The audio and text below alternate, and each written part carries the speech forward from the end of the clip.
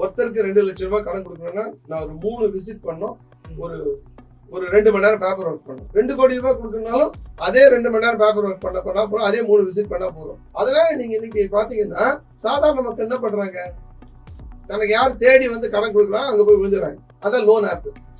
ஆனா நீங்க லோன் ஆப்புக்குள்ள போகும்போது உங்க மொத்த சரித்திரத்தையும் வாங்கிடுவாங்க. உங்க பேரு, உங்க ஆதார் நம்பர், உங்க பேன் கார்டு, உங்க ஓட்டர் ஐடி, உங்க அட்ரஸ், அதே போல உங்க ஸ்பௌஸோட அத்தனை விவரங்கள், அப்பா அம்மாவோட விவரங்கள், சொந்த வீடு, வாடகை வீடு மொத்தத்தையும் வாங்கிடுவாங்க. இன்னும் கேட்டா எக்ஸ்டெண்டட் ஃபேமிலியோட டீடைல்ஸ் கூட வாங்கிடுறாங்க. இது எல்லாத்தையும் கொடுத்தாதான் அவங்க லோன் ஆப். நீங்க வாங்குறது 50,000 வாங்குது, 30,000 வாங்குது, ஒரு 3 தவறு அவங்க வாரம் பணம் கட்ட சொல்லுவாங்க, இன்ட்ரெஸ்ட் கட்ட சொல்லுவாங்க. அது ஏதாவது ஒண்ணு தவறிடுச்சுன்னா அவங்க விளைவு ரொம்ப கடுமையா. அவங்கள வந்து எப்படியாவது கடனை கட்டு, இல்லைன்னா நீ தற்கொலைக்கு போ அப்படின்ற அளவுக்கு அவங்க தூண்டப்படுறாங்க. உங்களை பத்தி நான் வந்து உங்க ரிலேட்டிவ்ஸ் கிட்ட எக்ஸ்போஸ் பண்ணிடுவேன்னு சொல்லி மிரட்டுறாங்க. மக்கள் போய் மாட்டிக்கூடாது. மக்கள் மாட்டிக்க கூடாதுன்னா திரும்ப அவங்களுடைய கடன் தேவையை அரசு வங்கிகள் பூர்த்தி செய்யணும். அப்பதான் அவங்க போக மாட்டாங்க.